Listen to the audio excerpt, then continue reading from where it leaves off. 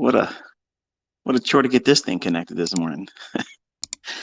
Hope everybody's doing well. Good morning, good morning. A little bit of a delay here between my boxers letting me know they had to go to the bathroom before I started with this, and it's better for me to spend an extra couple minutes with them so that way I can hopefully get through this without distracting me, taking my attention away from my message this morning. In case you've been wondering where I've been and not been paying attention as to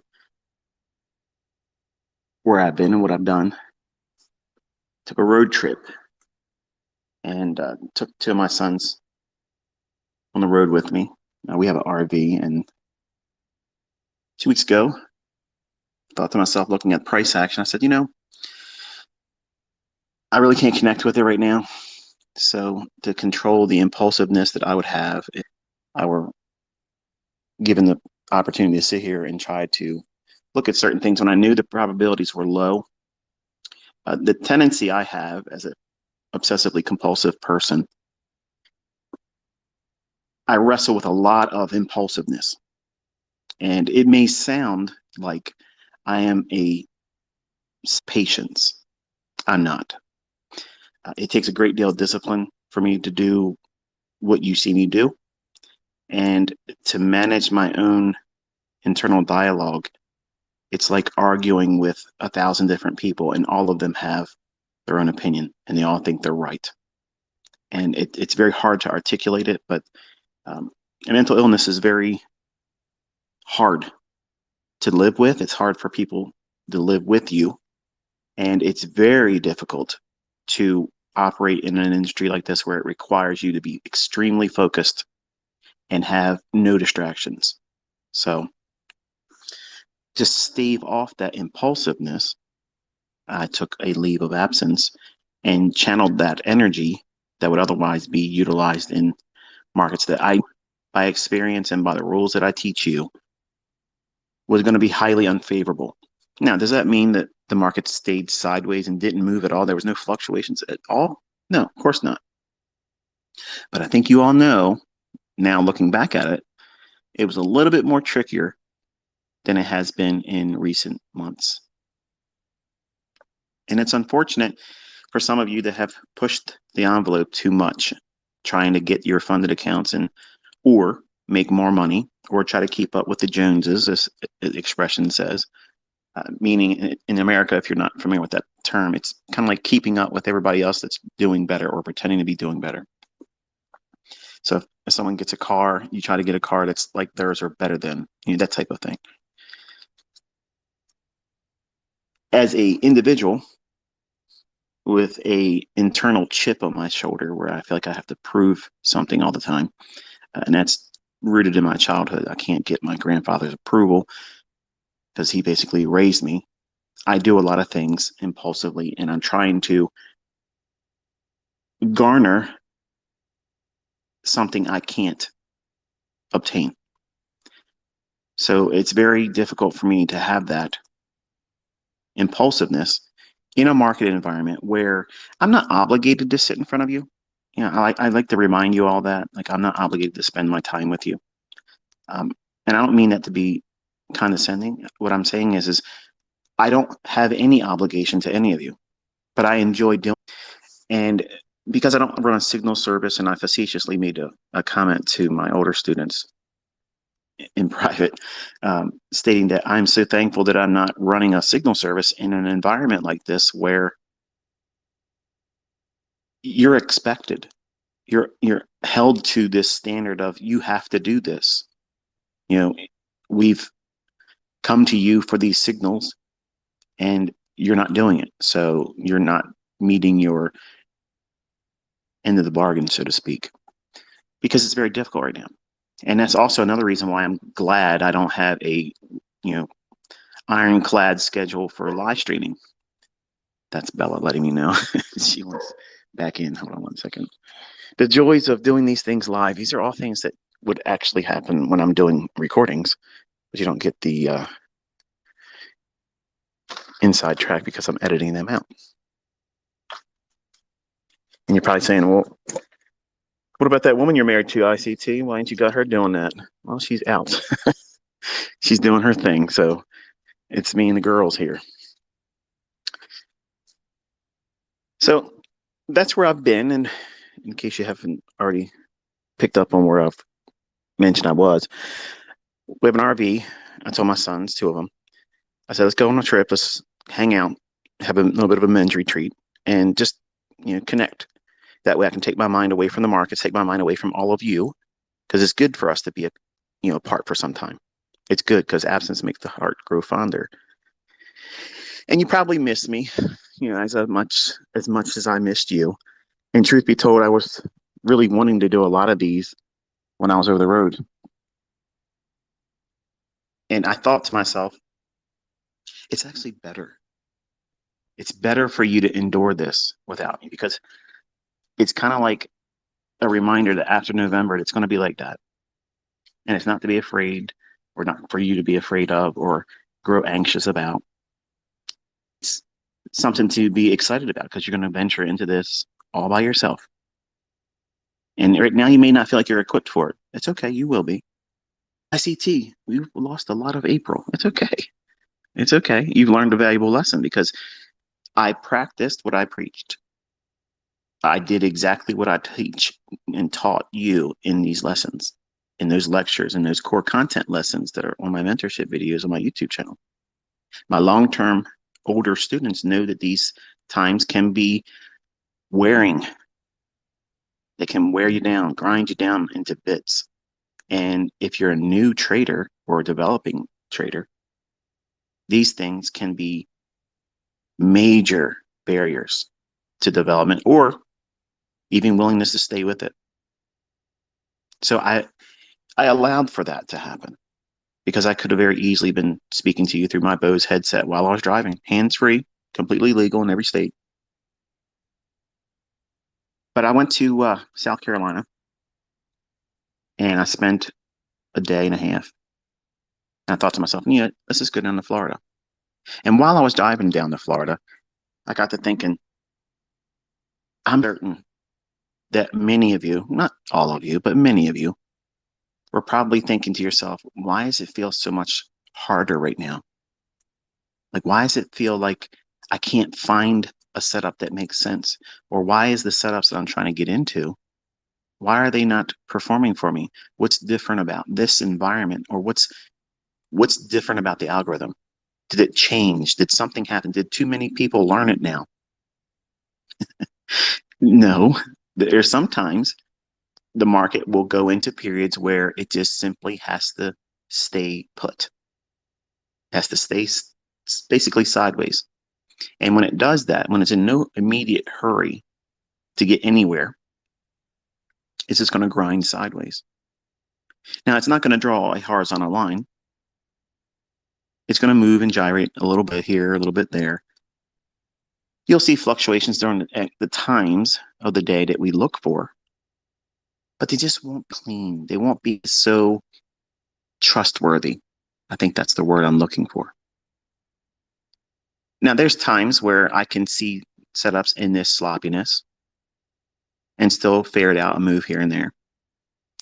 They won't be the 25 handle, 30 handle, 50 handle runs that you've seen me do, and they won't be always a 20 handle run. In fact, recently, even 10 handle runs have been not as frequent. Now, right away, I know some of you that are trading, you'll bring out your report card that you've been doing while I was gone and say, but look at this ICT. You're being too hard on yourself. The model speaks. The algorithm's still working. I did this, I did that. That's fine. That's your trade. That's your setup. I'm speaking to the individuals that didn't do it, that need the encouragement, that this need to be recentered and recalibrated because 1 or 2 days of not being able to find your footing, that's reasonable for a new trader. They think that's something that's within the realm of permissible.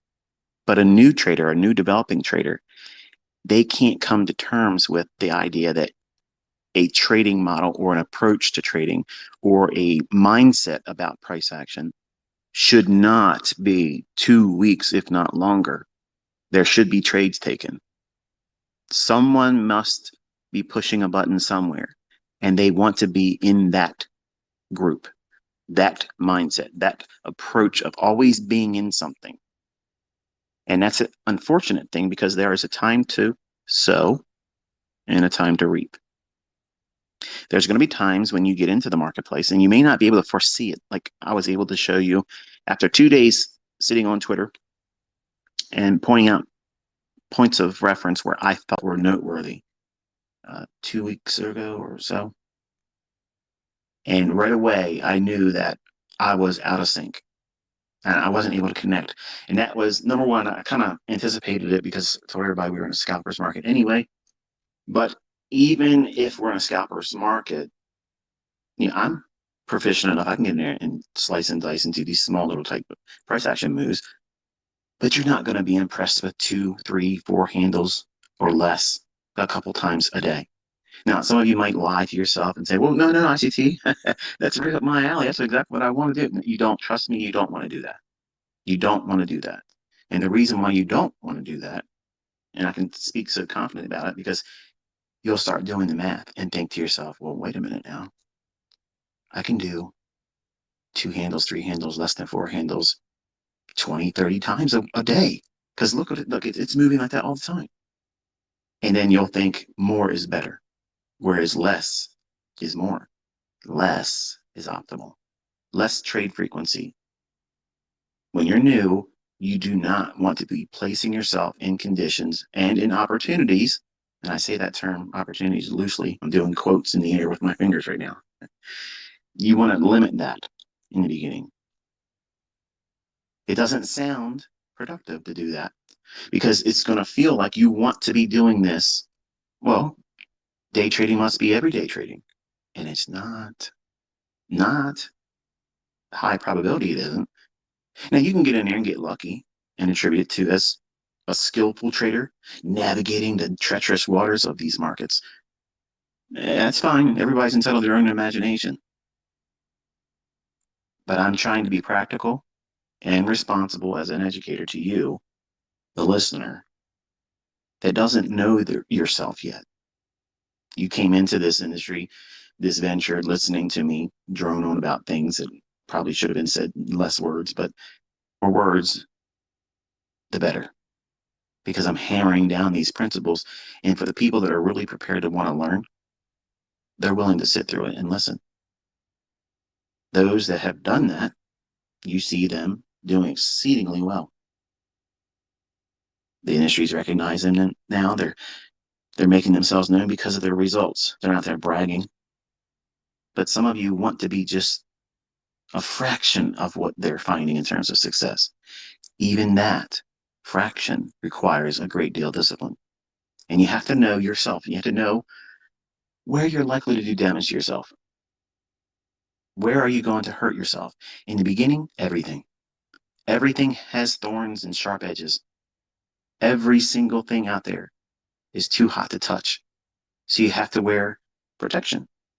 And the protection that I'm offering you is, and sometimes that experience isn't always fully appreciated by the masses because they want me to do certain things. They want me to perform tricks. They want me to do things that I'm not obligated to do. And I don't like being told what to do. And when I know my personal limitations as a man, as a person that suffers with mental illness, I know where I can get myself into trouble doing things as a 20-year-old trying to prove something. And I had very, very good tools, some that you aren't privy to and won't be privy to, and others I'm teaching you throughout this year. I could still go in there and navigate, but it would be completely diametrically opposed to the introduced. I saw a statement the other day.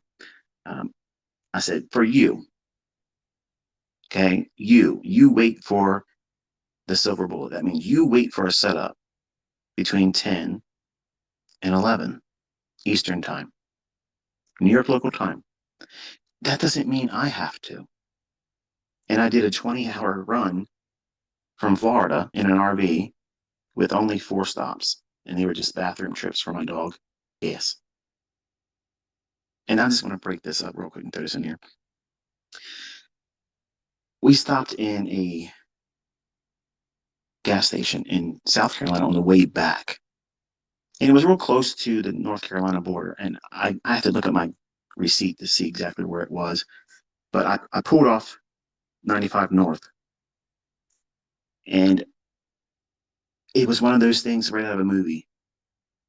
Like I pulled in, and there was only two gas stations, one across the street from the other. And there was like these low, rundown looking motels or hotels or whatever you want to call it. And it just looked like I was in a really bad area, but I needed gas.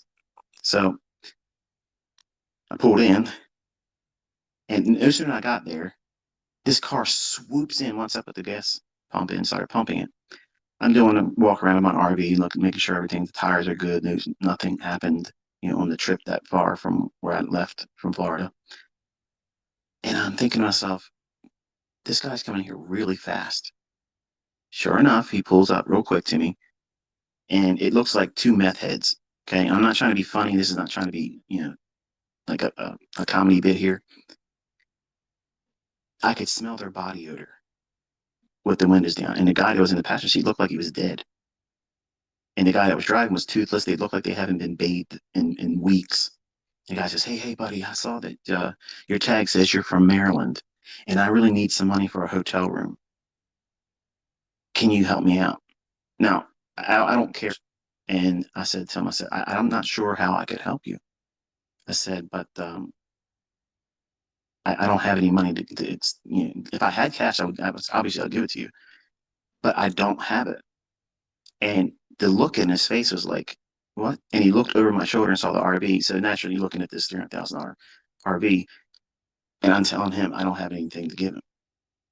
So as I'm looking at him, I see movement out of my right eye in the corner. And this guy's walking up, real suspicious. He got a cell phone to his ear, and he's looking around both directions as he's walking towards where we are. Now, my sons are in the RV. They're not aware of this.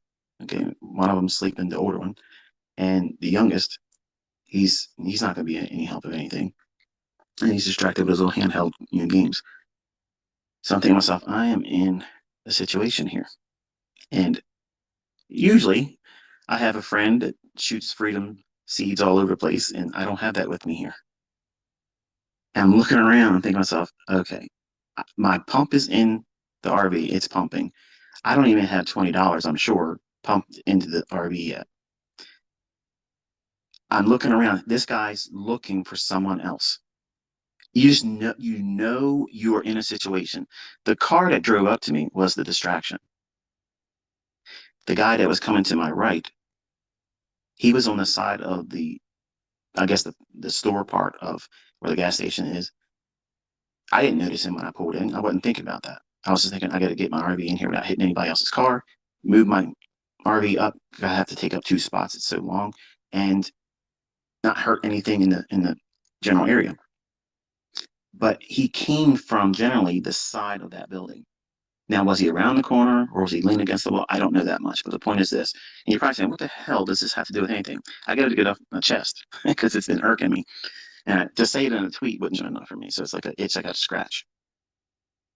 So the guy's saying, look, are you sure you can't? I see you're from Maryland. I understand my tag says Maryland, but I've also explained to you, but I'm talking to him without looking at him now. So I'm panning over his roof of his car, and there's a car coming down. There's not a lot of traffic in this area.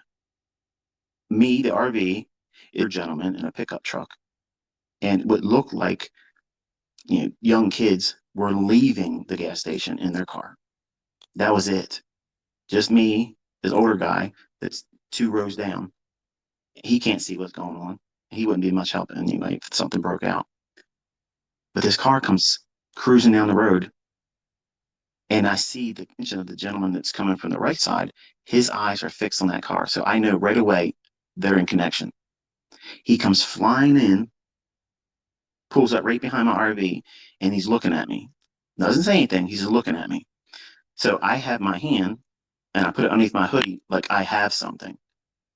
And I knock on the RV and I back up against the RV like I'm letting the occupants in my RV know it's time to go. Like it's time to get what you got Bring your heaters and let's go because we're lighting this area up. Now, that's all pantomime. I have nothing on me. I have nothing in my RV because I don't want to get caught where, you know, anything can happen today. And I'm not trying to go answer for something that we're licensed by the Constitution to do anyway, but some states like to believe that we aren't. And if anything this offends you, if you don't agree with the Second Amendment, then you can unfollow me because I don't care. But the point is this: as soon as I knocked on the RV, the Joker in the car rolled out immediately. The other guy changed directions and walked into the store, and the two guys in the car peeled off. Now, what's the chances?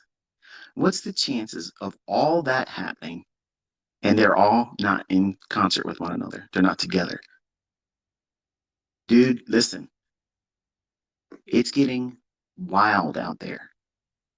And if you are looking like you have something to take, if you have money on you or potentially something to steal, I thought to myself, as because I stopped the pump there, I had $37. I said, I'm not staying here. I got to get out of this here. I'll go up into North Carolina and pull off into one of the, the bigger, well-known trucking stops and where I can be seen by other people. When I got rolling again, I started to think to myself, that could have been bad. Like I could have been held up there. Not that they could have got anything from me. I mean, but what happens if they would have, at gunpoint, told me to give the RV to them, and maybe they didn't let me take my kids out of the RV. That was what was going through my mind, and I was troubled. Like I was really thinking, in another instance, someone else in that same predicament, what would have happened? Like nobody's going to convince me that that wasn't set up. They're waiting for people to come into this gas station. It's low traffic. It's in a seedy area, and it's a getaway right there. They can jump on the exit ramp to 95 South or 95 North and be gone. And when they peeled out, they had no tag. No tag. A gray Saturn that had all kinds of body damage. What would you have done in that situation? I'm thankful I had the unction to think, well, let me back up to the RV and knock on it.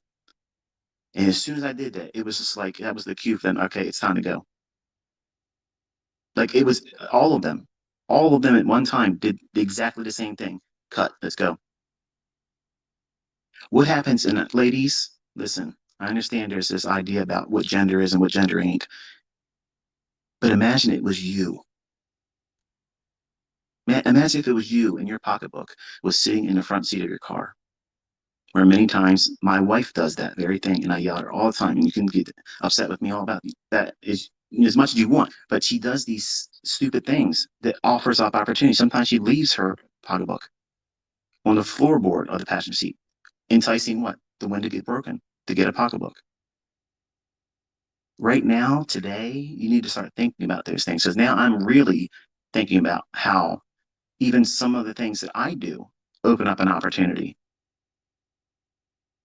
Being desperate, people are getting unhinged, and crime is becoming organized in a way that it's a little unsettling.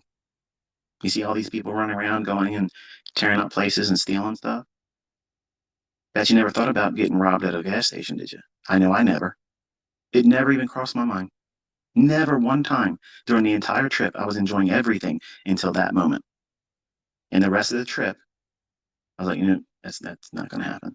And that was the fuel that kept me going. Because otherwise, I was going to stop a little bit above midpoint in North Carolina and bed down there. But I couldn't rest. I was thinking how bad that could have turned out. So I just tossed it in there as a public announcement. It's kind of like keep it, look around, be aware. Don't be a zombie staring at your cell phone, walking in public or open opportunity because you know, things could have turned out differently, and I may not have been able to sit with you. Imagine like the worst could have happened in that environment. And some of you think, oh, you're being dramatic. Listen, you weren't there, and exactly what I described is exactly how it unfolded. What's the chances of those four people all doing the same thing just because I backed up against the RV and knocked on it real hard? Guess what that means? That's a big ass RV. They don't know how many people were in there, and they don't know what we have. But it was a bluff. I had nothing in there. A tire thumper that I did not have on me. I was in flip flops and literally in the most ill prepared situation ever. But I pantomimed like I had something and they bought it. And I'm thankful. I'm thankful because if anything would have happened, I'm not confident that I could have done very much with four people. Not in not in the position I was in. No. That's sorry. I mean, you wouldn't be able to do anything with that situation. One was a lookout, one was a distraction, and they knew that I couldn't move my RV with that car behind me because I literally had to back out, swing around to get myself out of there. It's 38 feet long. So it's not, it's like an airplane without wings on the ground. It's pretty big. But just be aware. Okay. So I know I probably spent more time on this than you wanted to hear about it, but when you're young, you think you're invincible. Oh, this is something that, women and old people have to worry about. No, you need to be aware of it now because things are getting nuts. So it's not just about making money, it's about making sure you're staying healthy and safe. I mean, that's how I end it all the time. Now, when things started getting nuts, that's how I end it. It used to be good luck, good trading. I always say be safe. I want you to be safe. Now I know that there's a more impactful message behind it because I could have ended up in a potluck that could have everything and over something stupid. I picked the wrong place to get gas at. But anyway, the topic of this one here with that long monologue out of the way. If you stayed through it, congratulations, you did well. But the title is Equity Concerns When Your Heavens Are Like Brass. What does that even mean? Well, there's a passage in Deuteronomy, and no, I'm not going to be preaching to you today, in case you're wondering, atheists. The passage is about how through either disobedience or not, you know, adhering to the instructions or living a life that is unpleasing, when you ask for help and you send a prayer, it doesn't sound like it's getting answered. Okay, so it feels like your heavens are like brass. You can't get through, and your field or the ground that you're on is like iron, so you can't plant or harvest anything. So you're stuck. You're stuck right there. When it feels like you can't do anything, you don't know what to do. And as a trader, what are we doing? We're trying to increase that equity curve, trying to prevent it from declining. And for new students, trying to never have a losing trade. And that's never going to happen. You're going to have a losing trade. The harder you work towards not getting a losing trade, the easier you're going to find one. Think about that because that's the truth. The more things you try to hunt and research and try to find or try to trade in a way where you think you're never going to take a loss, they will come to you far easier if you were just to trade and accept the responsibilities of the risk and controlling that only, staying within your model's rules. So how does this equate to anything? What do we do with this message here? Well, your equity concern is you want to try to make money. You want to make that equity curve go up and you want to go higher.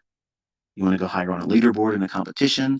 You want to get a funded account challenge passed. You want to be able to get a certain payout. You want to be able to reach a equity high mile marker to be able to tell yourself that you can do this, show the universe on social media that you aren't a demo baller. All these things are contributing factors for you to make that equity curve go up. But what happens when the market says No. What are you going to do? What are you going to do when the market is not showing you that it's a time for you to plant in risk? Because trading is planting in risk. You don't know, just like a farmer doesn't know if that crop is going to yield anything. Think about it. They don't know. They're just doing the same thing they do all the time. They have a routine, they have a model. Their model is at this time of year, right away, what does that talk about? Are they planting their corn, their wheat, their soybean, their oats, their okra, the potatoes, or potato, in deference to folks that want to say it that way? Do they plant that in December? Do they plant it when it's likely to frost and freeze? No. Their model begins with time. Well, there's a time to do everything, but not everything on that time. So a farmer knows there's a certain time. His model as a farmer, he's supposed to do something. And outside that time, he is not to do anything. And he is not upset about that because he is following his model or her model. You don't want to have this impulsiveness as a farmer to try to get ahead and plant before you're supposed to. And you don't want to be late. So the first emphasis is on time. That's exactly how I teach you how to read price action. The first ingredient to high probability is time. Is it time to do anything? Now, I did that daily chart that we were in that range. And until we left it, we were in a scalper's market. And that means that you have to be very, very nimble on a 1 or 5 minute chart and try not to have these expectations to hold for the full daily range. There's a time for that. We weren't in it. And that's why you saw this stagnant little choppy ranges where we would see a flutter here and there. Sometimes 10 handles, maybe 15, but it was an erratic price delivery. And as a new student, I know that you don't have that skill set. You want it so badly, you want to be able to do it right now, and it's already a year late. That's the mentation that you have as a new student. I understand that. That's exactly how I was. I wanted to figure it all out faster than I did. But you can't speed it up. And when I gave you the insight that we're in this range, it's not high probability, so you have to be careful. And then I showed, not because of anything more except for me wanting to tell you on that Monday or Tuesday, 2 weeks ago on Twitter, what levels I was looking for. The market was not interested in that. The things that I wanted to see on the high end or the low end, it was not interested in. So that told me immediately, unless something changes overnight, Tuesday of 2 weeks ago into Wednesday morning, I'm not touching it. So I had set plans in motion that if I have interest in it, what am I going to do? Because I already know the human aspect to me, the frailty of emotions, the psychological effects of wanting to show you will still be there, which is why I said I have the best tools in trading. I have the best models in trading. And if I'm trading in the optimal time, there is nobody that's going to trade better than me. That's not ego, that's the facts. You will experience that too. But if I am left to my own devices as a human being with mental illness, where I always feel like I have to prove myself, and people like to play counselor to me. Why do you do this? Don't ask me. I don't know why. Okay. But I have to. I'm a dog chasing cars, and you're not going to fix me. A lot of people have tried good hearted attempts, but that won't work with me. It doesn't work. In fact, And frankly, it pisses me off. I'm going to be honest with you. I don't like when someone tries to mother me. Now, I know a lot of you guys like to see me as a father figure. That's cool, but I'm just trying to be a voice of reason. And if I don't follow my own rules, I can blow it just as easily as someone brand new. It takes a great deal of effort on my part to stay disciplined. I always want to moonwalk on the grass that says don't walk on it. I always want to do that. When someone says don't do something, I already have a dozen ways I'm going to do it. Now, we kind of define that as a Christian as a sinner. I am a sinner and I have to repent every single day, multiple times, because the things that I want to do, the things I think about wanting to do, um, it's not something that I would be proud of. And you probably never hear that from a mentor anywhere else. But I'm real. I'm practical, even though sometimes I seem impractical to most people. So I have to remove myself from that enticement. Because if I don't do that, I'm left to my own devices. And then I would be in a position where I knew I would be in a trade where I shouldn't have done it. I shouldn't be in that market. I shouldn't be in the market. You knew better, ICT. Why are you doing this? Well, because I have something to prove. To who? Whoever will listen. That's the humanity in me that I wrestle with all the time. And for some of you younger folks, generally the young men, you have this same thing inside you. And you want to get really, really good at this. So that way you can go out there and stick your thumb in everybody's eye that didn't have a problem with you. You'll create that audience because you feel like you have to do it. It's something inside of you that you can't cope with. And your coping mechanism is you want to do that because then you'll feel like, you know, a gladiator. That's not why I do what I do. I do it because I want to hear my grandfather tell me, you done well. I'm proud of you. And there's a lot of things I've done over the years as an educator and a teacher that I'm not proud of. And I know that if he was able to see me and had seen what I've done or said some of the things I've said through ego, he would tell me that wasn't something that I would be proud of or he would be proud of, which would scar me. But left to my own devices, as 2 weeks, I would have easily had an extremely low strike rate. And I talked to Tom Hugard in private here and there, and I told him, I said, I would have had about a 12% strike rate.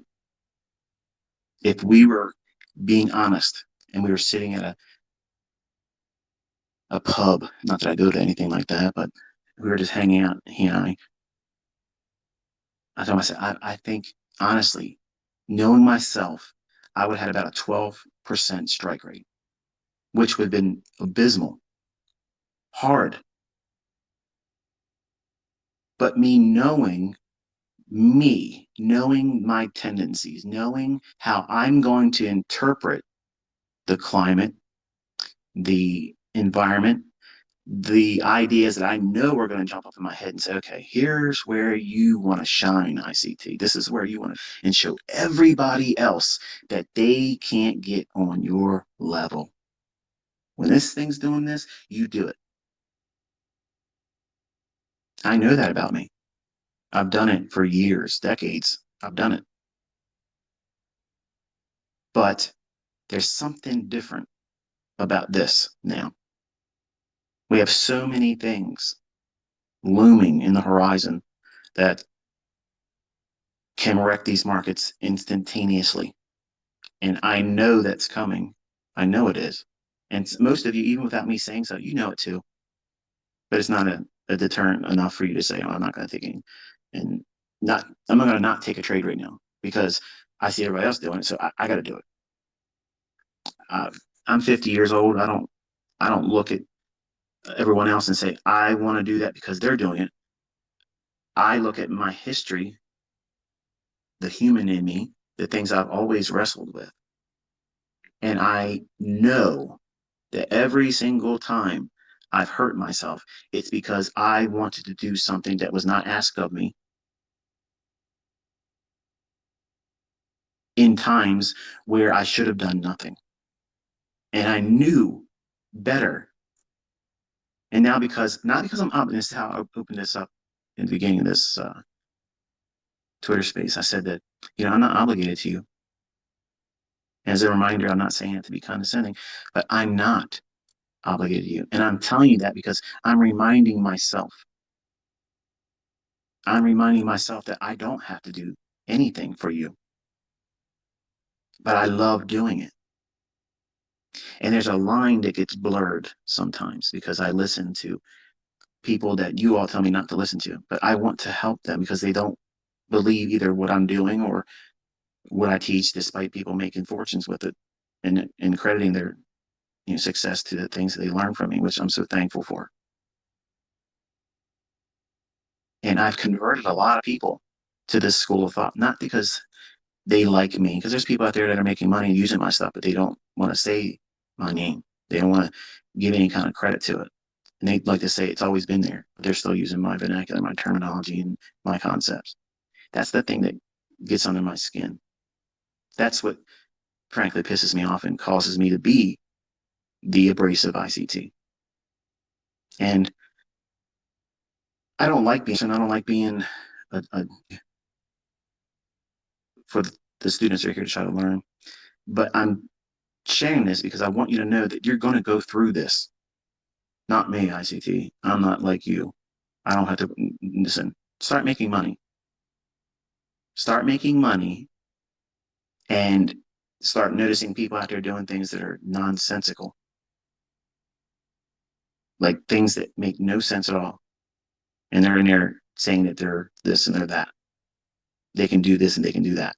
When you know better and you're quietly doing it on your own and you're doing things that they would never believe, then you'll think differently. But what happens when you get in a condition where maybe you didn't foresee the difficulty in price and now you're in it and you just know that that trade that you're in, it just simply will not move, but it hasn't gone to your stop loss, but it won't move. It's giving you every indication it's not going to go for you, not in the manner that you want in terms of profits. It's probably going to go for your stop, but what do you do in that situation? Well, I can tell you as a young man, I was many times praying, God, please let this trade not stop me. Please let this trade go to my profit. And I promise I will stop trading this day. But I wasn't saying about overnight trading Globex. I didn't say anything about that. So technically, I was what? Being honest to some degree, but as soon as we cross midnight, I'm going to go right back at it again if he gets me out of it. And many times that prayer went unanswered and it got stopped out. And I knew I should have got out of the trade, but I wouldn't get off. What's the problem with that? And I hope you can appreciate me using my own examples and not talking about things hypothetically where you can feel victimized because you've gone through this yourself. But I want you to reflect on how you've endured this and what you were doing, what you were thinking, what you were dismissing. No, no, no. That's just me not being patient for the trade. That's not me following a model. So my trading plan, gotta push my edge. See, when I was in those environments and in those trades, I didn't want to get out because I was afraid if I got out, I'd be wrong. And you probably hear YouTubers or see people type it out in their Discord rooms, their Telegram channels. I can't think of anything else off the top of my head, whatever medium they would use, but or maybe a Twitter space like this. And you hear them or read them say, I know as soon as I get out of this, it's going to move. When they say those things, they're channeling ignorance. They're manifesting it. They're basically showing you their cards that they don't know what they're doing. Because if they did know what they were doing, it wouldn't matter if they got out and moved. When I was a younger man and I fell victim to this, I was afraid to get out of the trades, even though I knew they were against me. The probabilities have shifted. Are you aware of it while you're in trade? That's what I'm teaching you. Those lessons can't be taught through a paragraph or with 130 characters or less. I can't do one single video and say, here it is. It's condensed in a nice little neat, easy ICT, real fast 5-minute trainer. The easiest way to do it, never have to worry about it again. That's the new flavor right now. You're not going to get it that way. You can't get it that way. It's something that has to be endured. Certain lessons have to be walked, and you have to feel it.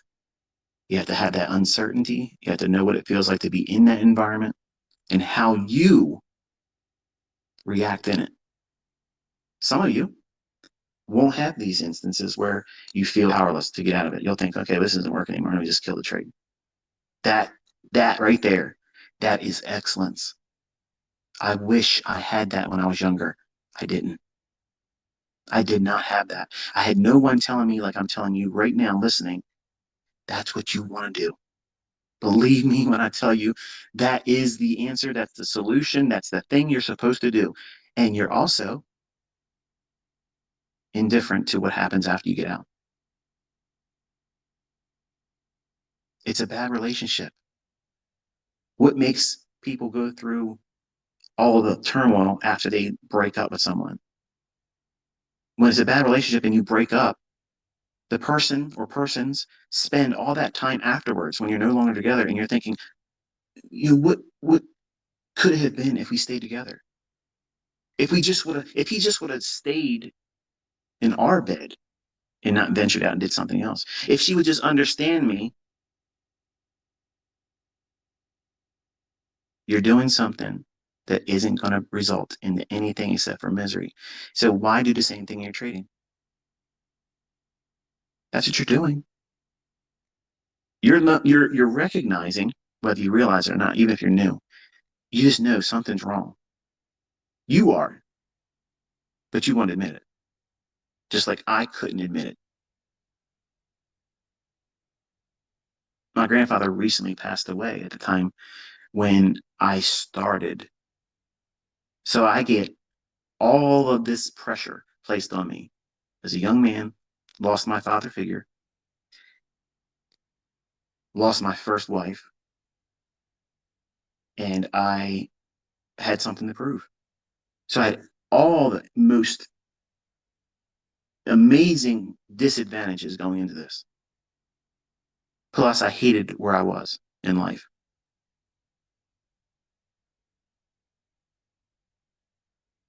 So I know what it's like to feel pressure to change the way you are, where you are, and how you live. I know. I know what it's like to grow up and not have that family element supporting you. I know. I know. Even being successful like I am now. For decades, my mother didn't care. At some point, it doesn't matter. I don't worry about my mom. I don't worry about my father who's in prison I'll never be able to spend time with. They weren't supposed to have children.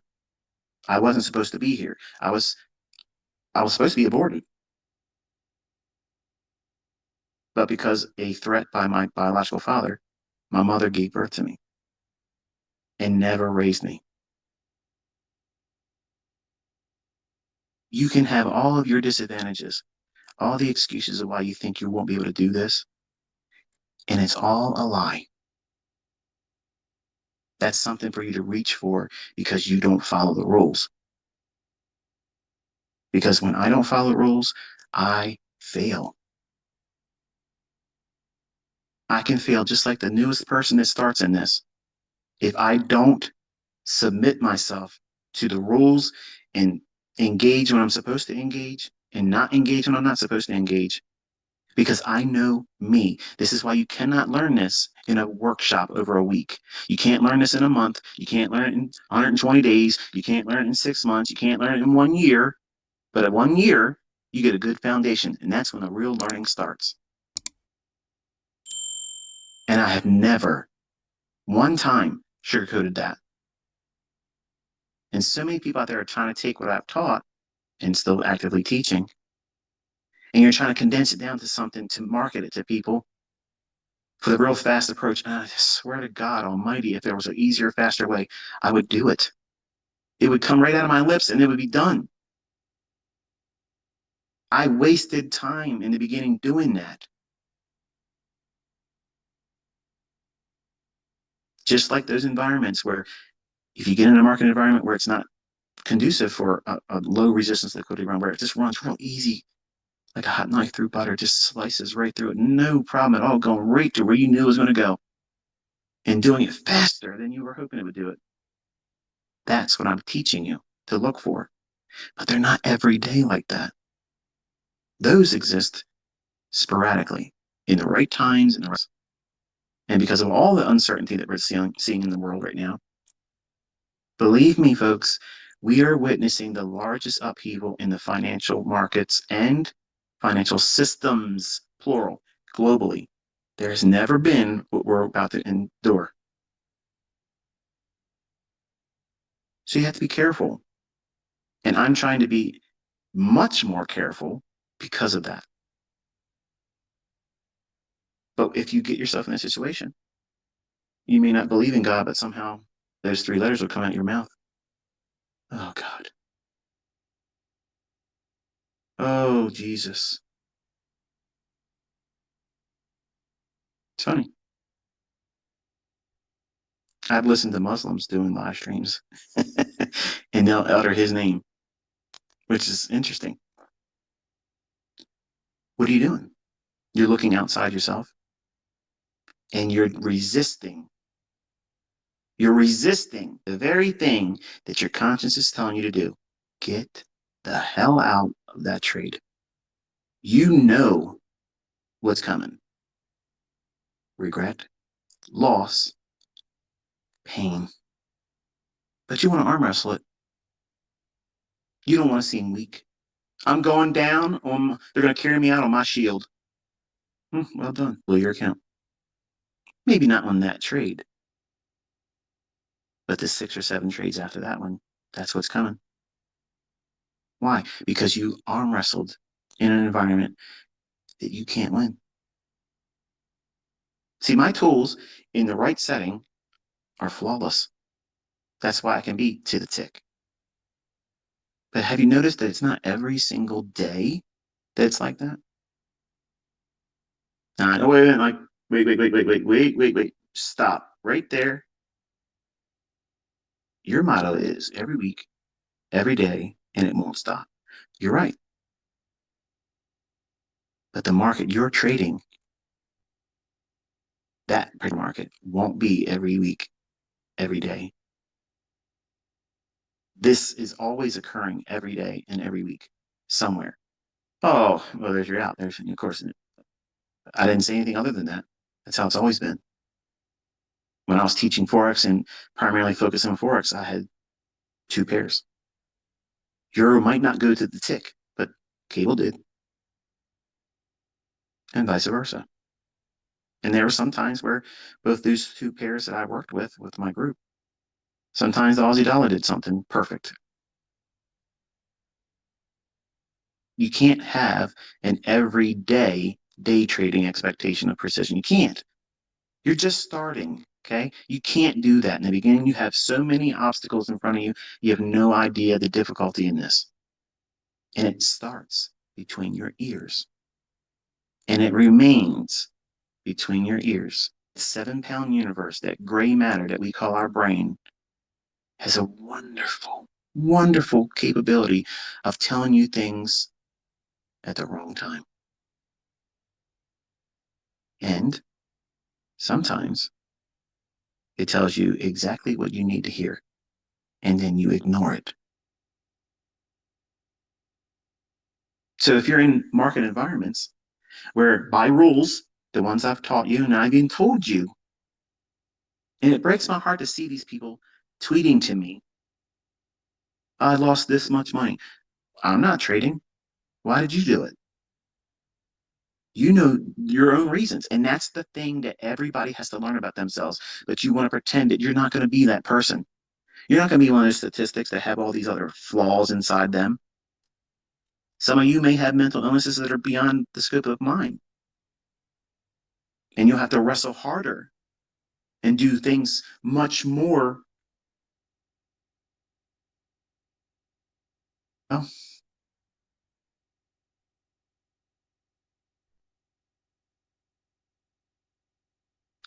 the word escapes me. It'll be harder for you, but you won't know that. You won't know that until you go through it. And buying courses, and my videos, or watching anybody else's videos, or using this application they've created, or following signals from somebody else, that will not make you exempt. No one's exempt from this. People fail because they don't incorporate their own flesh, because that's what's going to do you in. How many people do you know that educate, pretend to be a mentor, will sit out here and tell you their own flaws? They'll never do that because, number one, that will put a damper on sales. It'll make you question, oh, maybe this isn't the person I need to learn from. I would counsel you, anyone in any industry, in any kind of endeavor whatsoever, if they're willing to show you where their weaknesses are and if they can identify them and then navigate with them, that's someone you can learn from. I'm telling you, I wish to God I had someone like I'm trying to be for you. When I was coming up, there was no one. I had 4 VCR tapes with Larry Williams and one uh, Secrets of Short-Term Trading. He did like I don't know if he was a keynote speaker. As a matter of fact, that's exactly what it was. It was a keynote speaker for some event. And those are the tapes I had. I had a course by Don Fishback, 90% options trading, which is trash. Don, if you're listening, I don't mean to be disrespectful, but it really was garbage. And the books that I wasted money on. And I said it many times before. Why do I keep them? Because they have sentimental value, not because there's any value between the covers of those books. But I spent a lot of money. I worked hard to make the money to buy those books over the years, collecting them. And I just can't bring it to throw them away. And they're not valuable enough to give to anybody and say, here, I don't want to have this anymore. Here, you learn from this. This is all trash. It's all garbage. You want to hear how to do something? Let the story start with here's what not to do. And if you want to find out real quick if you're ready or someone else is ready to learn, if their attention span will not permit them to listen to someone tell you or others, this is what you want to avoid. You, that person listening that feels that way, you are the waste of time. You are. Because the point I've gotten to from the beginning of this discussion, it's going to be far more harder than you think it's ever going to be. And I've told everyone that's ever listened to me in the last 3 years, this is extremely hard.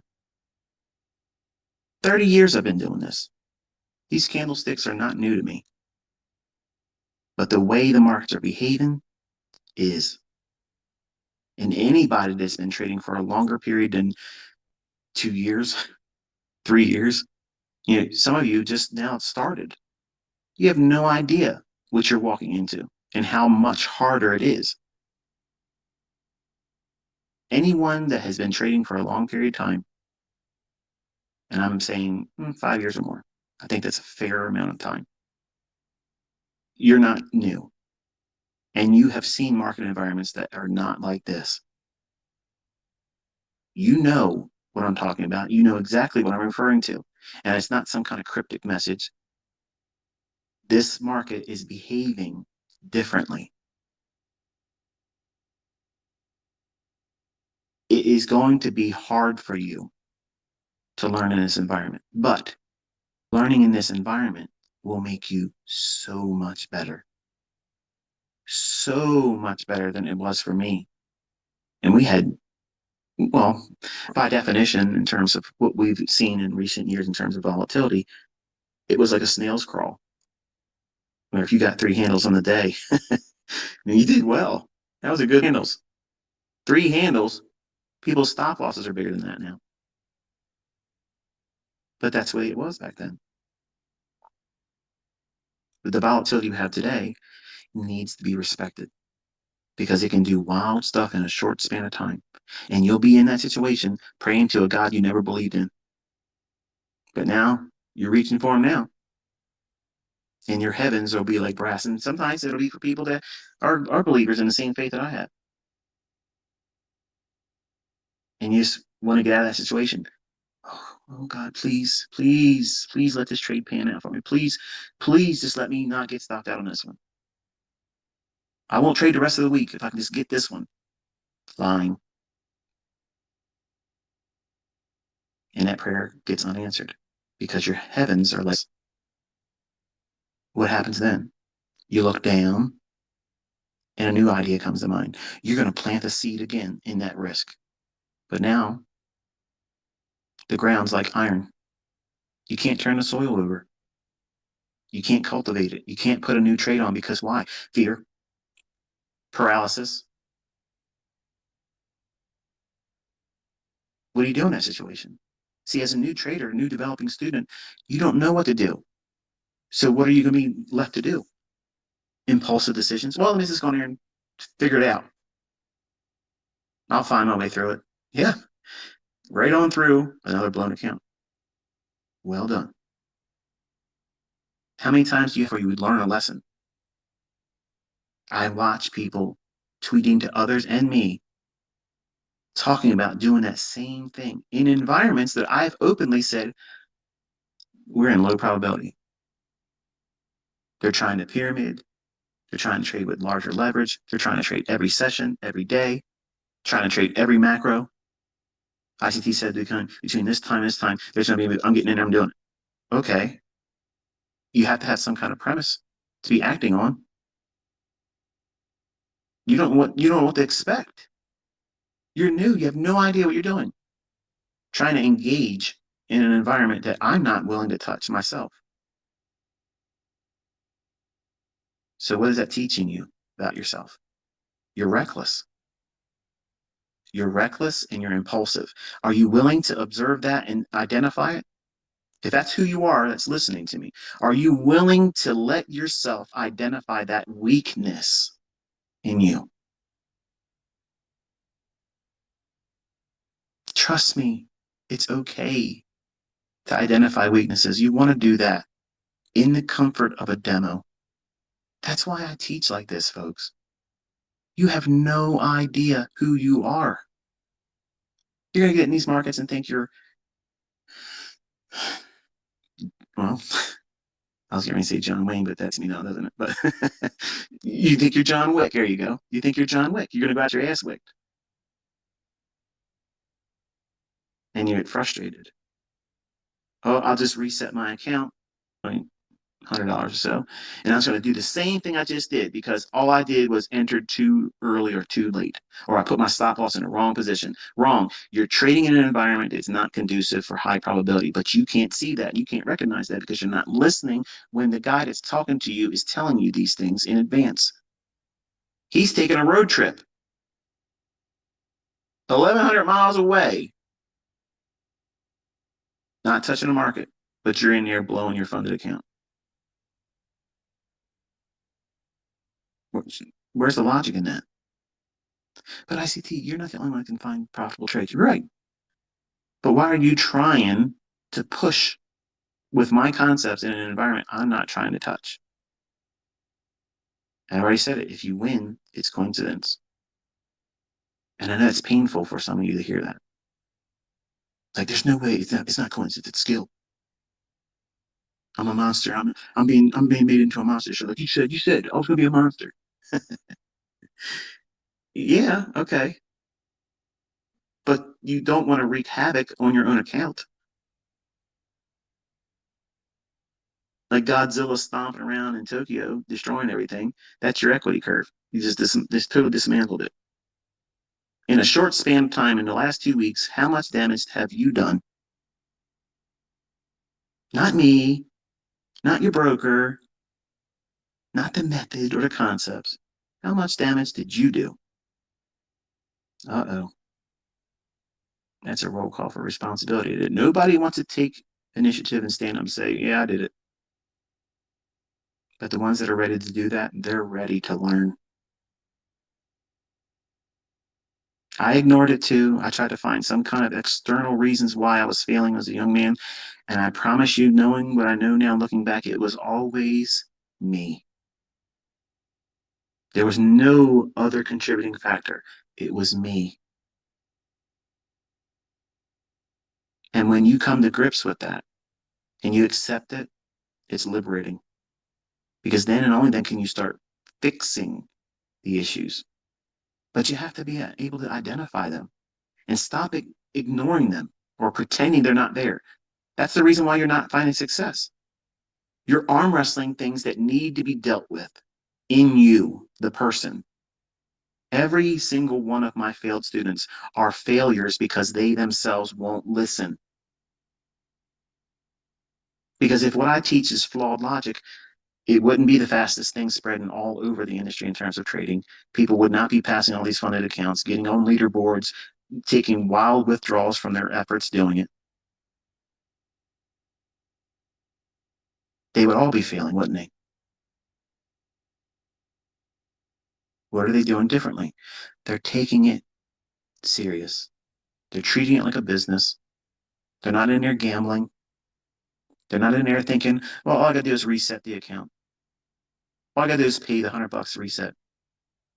If I get an affiliate program, I can do it and I don't have to pay for the resets. Think, where are you in all of that? You have to find yourself, and I can't do it for you. No mentor can, no teacher can do that. You have to allow yourself the time to find out who you are, how you're going to derail yourself. And you will. And you'll know right when it's about to happen. And that's why you're supposed to journal. And for the folks that don't want to journal, oh, I ain't got time for journal, man. I got money to make, man. I got time to be journaling. I ain't writing books. I guarantee you these people don't make money. Not consistently. I promise you they don't make money. Every high tech in the world, all of them keep data on their performance, KPIs, every industry, every food producer, every commodity manufacturer, producer, any kind of company, they all have performance stats. That means they're doing what? They're journaling. Now, folks that don't want to journal in their trades and their development, doesn't that make you feel stupid? Like you're going to walk through this, no real effort is just going to fall in your lap. It's going to be easy. Why do that? I ain't got to spend time writing in journals. I can't make money on those old moves anyway. Why would I even want to do that? Continuously work the rest of your life. And you're going to be even more miserable because you won't find success in this. And you won't be successful in your job. And you'll be miserable. The rest of your life, you've been relegated to the shared desk with Carl. Imagine that. The last thing you see before retirement is him smiling saying, I told you, never get out of here.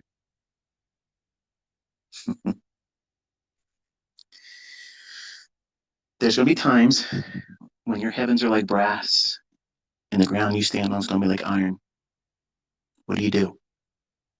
You take a road trip, baby. You take a road trip, you go on a fishing trip, you go into your hobbies that are outside the marketplace. Pour your time and attention into your family or your friends apart from the market. It's good. It's good to do it.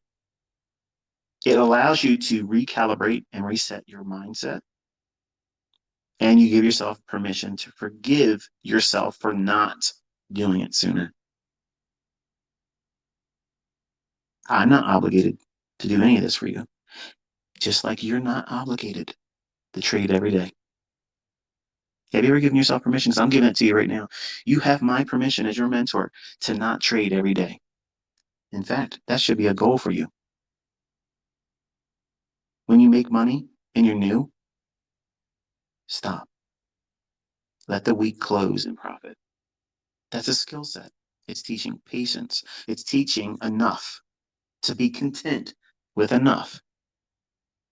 But ICT, it was only $1,100. I could have made, right, but did you make $1,100 at your job after taxes? No. So why are you going to risk it? You're not skilled yet. Finding yourself. You have to continuously instill this cheerleading mindset as you're growing up in who you are eventually going to be as a trader. You have to cheerlead yourself. You have to do that through journaling. Spend time looking at when you got it right. You're going to need those times. You're going to doubt yourself. You're going to doubt your future performance. If you try to trade every single day and you start going in a drawdown, here's another permission. You don't have to fix your drawdown right now. What? Yeah, you don't have to. Who says you had to do it right now? Who says you had to fix the drawdown and bring it completely back this week or this month? Who said that? You did. Or the people you hear others on social media crow on about, oh, this and that. Who's running your business? Them or you? Think. Because if you're letting other people on social media impact your decisions about when and how you're going to trade, you're not running your business.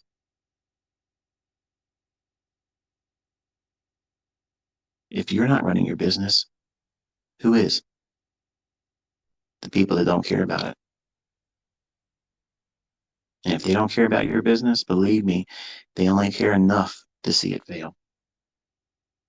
It would be nothing more pleasurable for them to see you fail and go on social media and complain and bellyache. Oh, I did it again to myself. And they feel great about themselves because they're failing in privacy.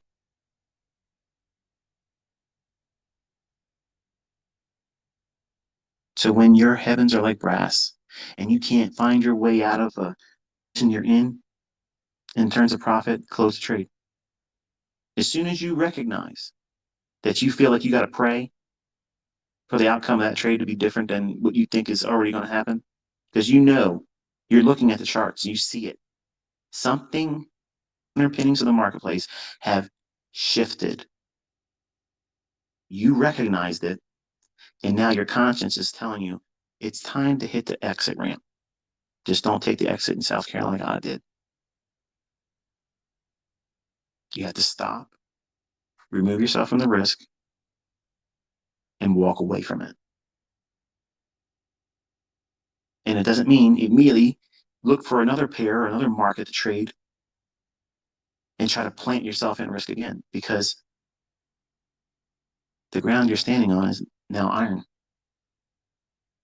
You can't turn the soil over and place good money in terms of seed for risk and expect to get the results that you didn't make up in the first trade.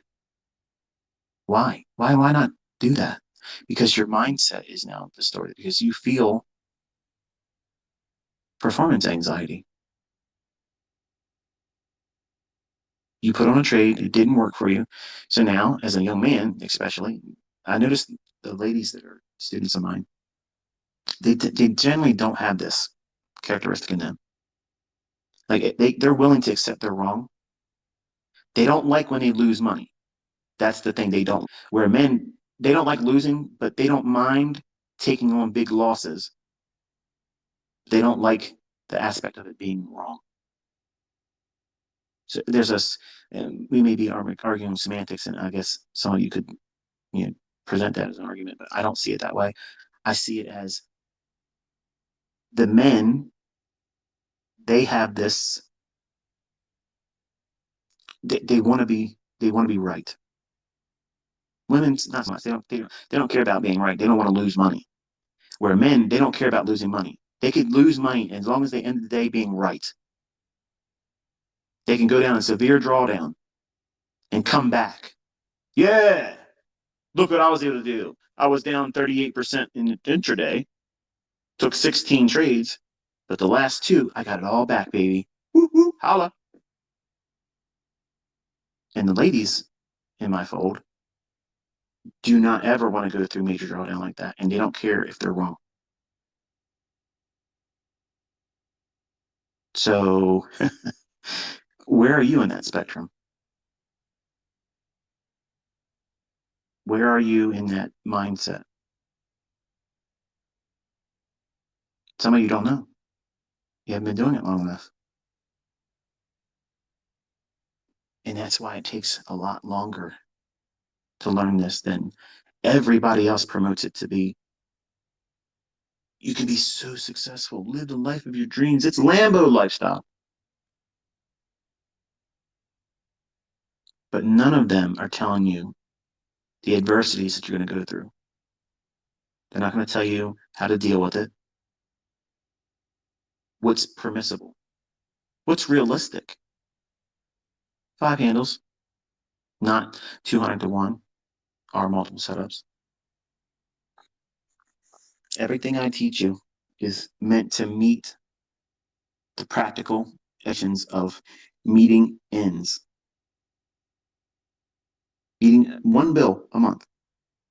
Whatever the lowest bill is, that's what you aim for first. But something happens. Something happens in your mind when you first start dealing with these charts and you're demoing or you're rushing through that part by never doing the demoing, which is to teach you. You. You're learning who you are in the demo. That's why I can't stand these neophytes out there pretend to be mentors telling people you can't learn how to trade with a demo. You got to put some money, you got to put some skin in the race. Um, okay, I've done that and it fails miserably. And it gives you all of these anxiety inducing things that you would never have had if you wouldn't have did that. I didn't know the mistakes I had in me and the capability of me screwing it up because I never risked real money before as a younger man. I jumped in way sooner than I should have. I literally did like 2, 3 weeks of just back testing paper trades. That's it. And I did one walk forward, I think a week or maybe a week and a half at most, not even 2 weeks. And I convinced myself I was ready to put money into a live account. $2,600 on a Nations Bank, which doesn't exist anymore, Nations Bank credit card.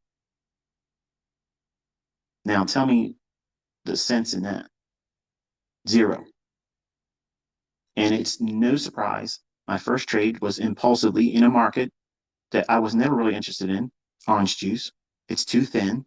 It wasn't even seasonally, looking back at seasonally, it was not even in a position where I could do anything. And I traded in a vehicle I had no experience in, options. But I had to do it. I got the account open. It's been 2 days. I better take a trade. Overnight, 50% of that account gone. Not the account, but the options premium. I paid $1,500 for orange juice option, which is extremely expensive. So I bought an overvalued option. I didn't know it. And overnight, lost $750 of that option premium and then closed the account that day. Wonderful lesson. Perfect illustration of what not to do.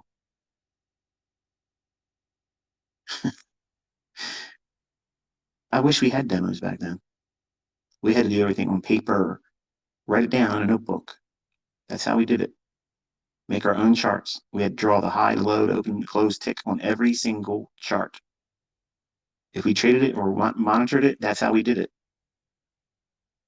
You have no idea the advantages that you have today, but you won't use them. You're trying to rush through still. Don't learn how to trade with a demo account. Learn the broker with the demo and then go in with real money, even if it's a little bit of money. That's someone that is absolutely not making money consistently and they don't know how to trade, and you should not be listening to them. And I don't care who they are, how many people follow them, and how much they're liked right now. I don't care. And you can hate me, I don't care. That's real. Because that's someone that doesn't even know what they're talking about. You have so many things going on in your mind that you're going to bring to this that are going to derail you. And you have to know what they are. And you cannot discover that without pain and loss or building in fear, anxiety inducing concerns for your equity with live money. You do that, you're going to be scared money. In the beginning, my second account that I opened up, I was terrified. Yeah. I worked 2 jobs, pizza delivery, everything I could. Picked up cans, turned them in and redeemed them for money. I did all that stuff, folks. I did all of that. Walked down streets picking up soda cans, beer cans, all that stuff. I did that just to get whatever I could scraped up. So don't talk to me about you don't know what it's like, ICT. You don't know what it's like. You don't know what I did. You don't know what I went through. But that second account, I was terrified. Terrified. I was afraid of every possible entry. And you're wondering, why the hell does ICT have all these concepts? Because I had to cope with it. I wanted to have an arsenal. My weakness was fear of knowing when to get in. Bro, let me tell you something. I got 81 ways to get into a trade. 81. And that's why these jokers on the internet will say, oh, he's got something, always explain why the market. You're damn right I do. I know it like the back of my hand. But I also know when it's likely to slap me around, I'm not playing. No, thank you. I've been there before. You haven't. You're too new. You don't even know what it looks like. But I'm sharing that experience with you. I'm allowing you to find yourself in a closed circuit environment where you are not incurring monetary risk. That's why I teach with a demo. That's why it's the best way to learn. That's where you need to learn in a laboratory experiment setting where you can lose money and build anxiety inducing mindsets that's going to be a prevention to you finding success. How much plainer do I have to make it, folks? Stop listening to these kids pretending to be money millionaire mentors, okay? They literally just graduated school. They probably dropped out of college. They have no idea what they're talking about. The only money they got in their accounts is from whatever they sold, whatever their affiliate programs are. They're multi-level marketing garbage. They're not trading. They cannot trade. They will not show you what the market's going to do. They cannot do it. So why the hell are you listening to their advice? Because you see them pretending with their pomp, their rented cars. I own my cars. I own my home. There's no note on my cars. There's no note on my homes. And I show you where it's going to go. I execute on it and I use the logic. And I'm telling you when it's not right for me. By example, I stopped. I walked away. Now think, who do you want to learn from?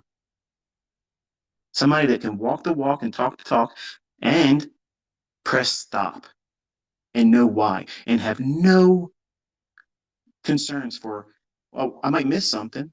I don't have any fear of missing out. You never hear me say, whoa, why did that happen? Why did that slap in the ES just happen? No, uh-uh. I'm not surprised by that. But I can go into a week where I'm expecting certain things to happen and they don't manifest. Okay, I'm not surprised by that. I'm just not interested. See the difference there? That's experience. That's 30 years, baby, of doing the same stuff all the time, expecting the expected results at the end of it. But if it's going to show me signatures that are not supporting what I'm teaching you, that's not an invitation for you to find a new way of doing it. All these new guys and gals out there trying to reinvent the wheel. I've already gave you the wheel. You have to build the car on top of it.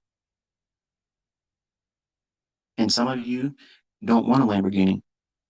Some of you are just okay with a pickup truck,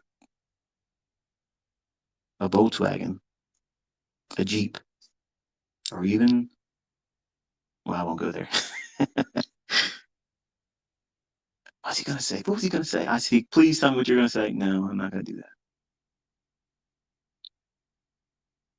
But there is a learning curve to this that nobody really expects to exist until they step into it. And they don't like it. It's a reminder to them that everything worth doing requires a lot more effort than you thought it was going to take. There's no shortcuts to this, folks. I am the shortcut. I promise you, even though it seems like it's long-winded all the time, this is the shortcut. You cannot make it simpler than this. You're waiting for the market to go up to run stops or reprice to an inefficiency. It's going to drop to run stops or reprice to an inefficiency, or it's going to go sideways. And guess what? When the market's going to go sideways, ICT is doing something else. Now, imagine for a second. Imagine that you paid me money for the month of April. I would have to do something, right? I would have to perform. I would have to sit down and give you my opinion. Guess what? That doesn't have to happen anymore. I don't do that anymore. That's why I'm never charging ever for education. When I'm done in November, I'm done. I'm done. I have so much enjoyed the last 2 weeks of just simply saying, nah, that's my life. That's what I want to get back to. I didn't ask you for my or for your permission to do what I did. I don't need to ask for it. But I did what I had to do from a psychological point of view where I'm reminding myself that I'm in control of me. And since 2016, I have not felt in control of my own life.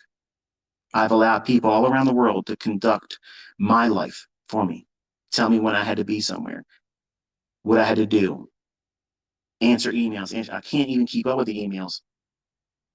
It's too many of you. And it just feels so good for me as a man to be able to unplug. I needed it. Like I needed it. It was so good to be out there with my kids and just having conversations with them. And I broke down. We were in a restaurant, and one of my sons said to me, "I've never seen this with you before." And I said, "What?" He goes, "Like you're sitting down, you're talking to us, and you're not even talking about the market. You're not talking about your students. It's just like you're talking to us." And I lost it.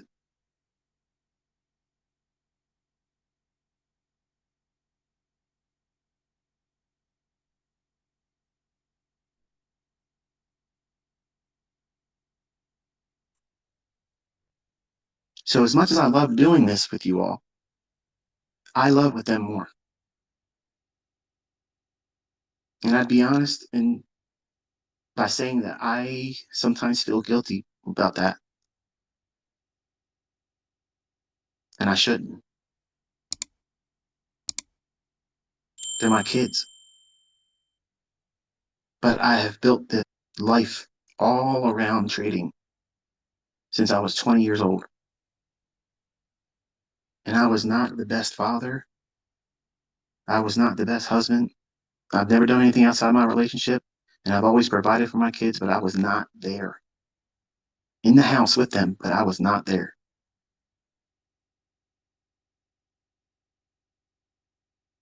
So it's not always about money that you need to learn lessons about, because you can be wildly successful, be a pillar in the community industry that you're in, and be an utter failure as a father, a husband, a wife,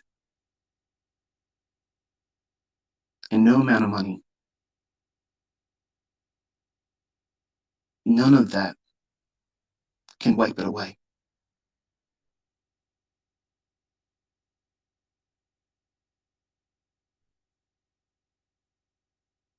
You have no idea how hard this industry is because you don't know how hard you're going to make it on yourself. That's the variable. And nobody ever writes that in their books. I bought every one of them. They're never going to place that clarity on it because they have something else to sell later on. And the reality is, if you were told this in the beginning and you're not going to be willing to make the sacrifices, is really what it is. You have to sacrifice your wants because you call them needs. Now, I need to do this, ICT. You don't understand. No, I understand. But you need to understand just simply because you want it and you call it needing it, that's already a problem. Because when you say the word need is going to be, I need to take a trade. I need to get that drawdown back right now. I need to go and reset my account. I need to do this. I need to do. You don't need to do anything except for learn. You need to listen to me. I'm not giving you bad advice. I'm not trying to prolong your success. I'm not trying to steer you away from something else that might be better. Because if you can find it, go do it. If you find something better than I got, tell me about it. I'll look at it and I'll stop what I'm doing and do that. I swear to God, that's what I'll do. Already been down that road before, folks. I've already been down that road dozens of times before I left my 20s. And I'll be 51 in August. This dog is set in his ways, and I'm changing this industry. And you're all part of it. You're on the ride with me. We're blazing a trail together. And that's freaking awesome. That's awesome. We're laying down a legacy where people are literally doing things in a controlled manner, learning how to do this in a safe setting. And then you're watching students walk out there in the real world and put it to task. And they're changing their lives with it, independent of whatever I think is going to be in the marketplace. That's awesome. Your success story is waiting, but you can't hurry it up. You can't you can't usher it any faster than it's going to be. And the speed at which you receive it or get to it is unique to you. And be comfortable with that. The harder you push to make it sooner, you're just pushing it further down the line. I swear it's the way it is. You just gotta enjoy the process, go through it, and one day you'll know you're ready. You won't feel impulsive about anything. You're comfortable. You'll be able to navigate. You'll know this is a market in a condition right now. You don't want to touch it. And you don't care who else is making money. Who cares? Well done. Good job. Money. Doesn't mean I have to do anything. It doesn't mean I'm less of a trader. What? That's not what you see on social media, is it? I don't want you to think that way. I don't promote that idea. Your results are yours. I can't sleep in your bed and wrestle with falling asleep because the drawdown you've taken on. And I can't relish in the successes of the profits that you made in your trades because I didn't incur the risk. So why are you trying to do that with other people's results? You're minding their business. They're minding theirs. You mind yours. Some of you won't ever be in business because you're doing stupid stuff like that. You're trying to keep up with the Joneses. You're rushing too soon. And then when you find yourself in a situation that you know in your heart that you're rushing, you shouldn't be there risking real money or trying to get a funded account passed. You don't know what you're doing yet. Why even that until you know exactly what you're doing, how you're going to mess yourself up? You have to learn who you are.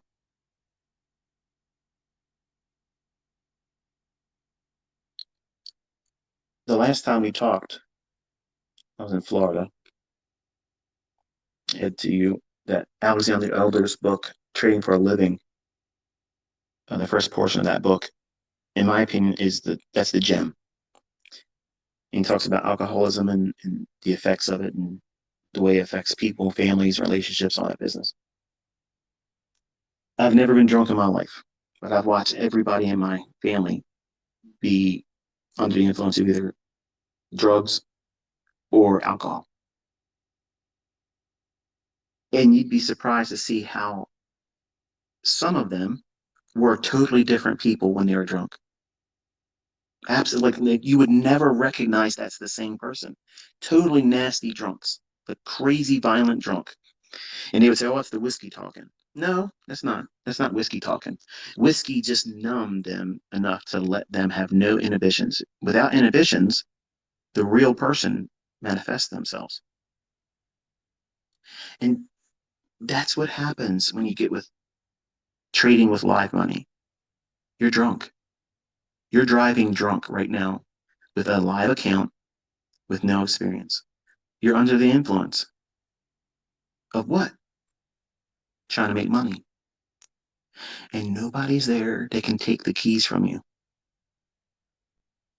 So you have to know these things before you do it. Because you don't want to find out that you are a nasty, violent drunk that crashes when you get with live money. That's why you have to do this in demo. You're going to find your character flaws that causes those same individuals to go to alcohol to self-medicate.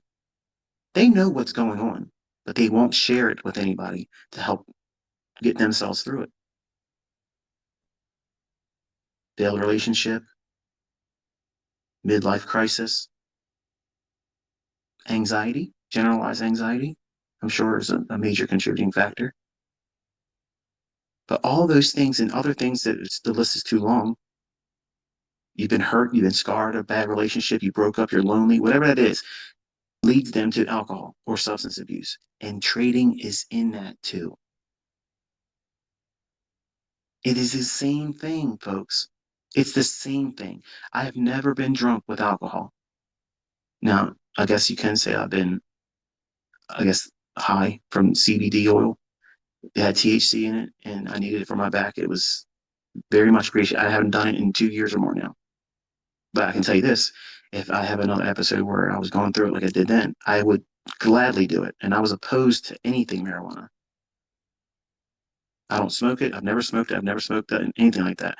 But I am not against it. I don't think you should be trading under the influence of it because I was really relaxed. But the point is, trading with live money, if you don't know yourself, you don't know your model, and you don't know the way the market is behaving, and you haven't seen at least 4 quarters or a full year of what seasonality looks like, you have no baseline. You have no idea. So that's to you flying into a city you've never been, heartbroken, angry because someone's left you, you got fired, you got a cancer diagnosis, 6 months to live, and now you're in a hotel where there is a high end bar right across the street.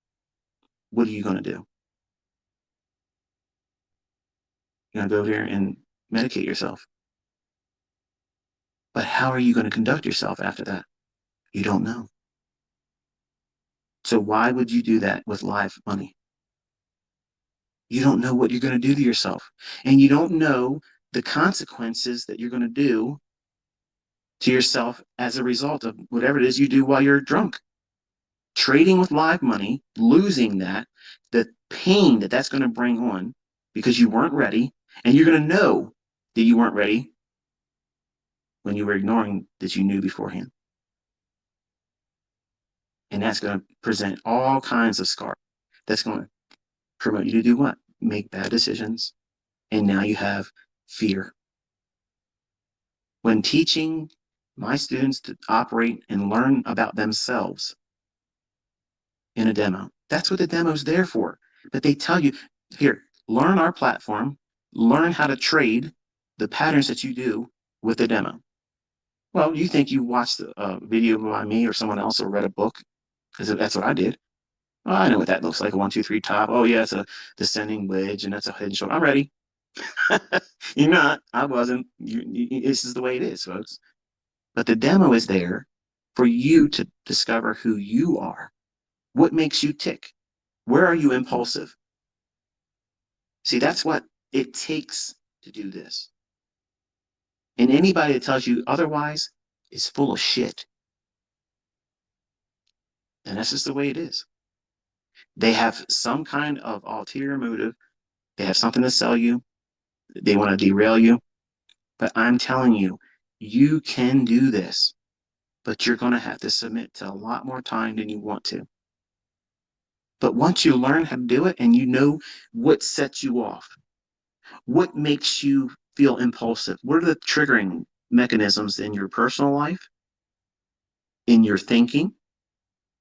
Are you wrestling with a mental illness that makes you do certain things that are not supportive for a successful endeavor in trading, that you have to now find coping mechanisms? Are you a drunk? Are you a drug user? If you are, you need to tackle that, because trading will not work with that.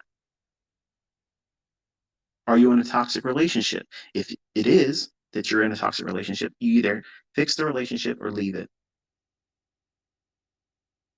And if you've been, removed against your choice from a relationship because they left you, or you had to leave because it was a toxic relationship, you have to let that go and forgive them and forgive yourself and move on. Because if you're feeling all those things, those pressures and regrets, and what if thinking, if we stayed together, or what if I would have left sooner, it would have been so much better, you got to stop, because all those things are going to trigger you to want to feel better.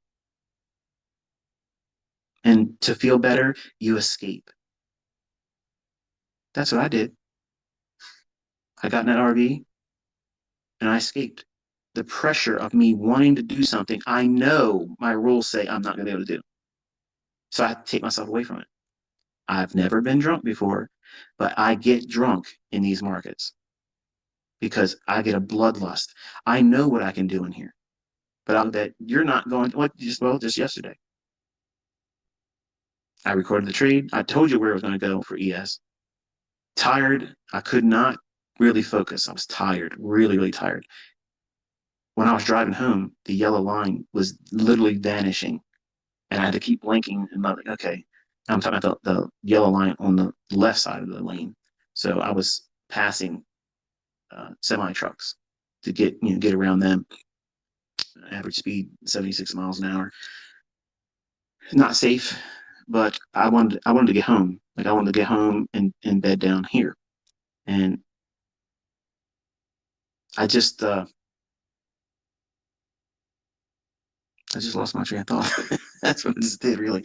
But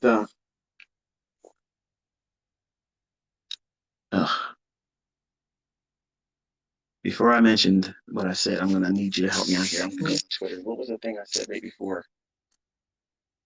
What was I saying? Why don't you tweet it to me? I don't know exactly where I was.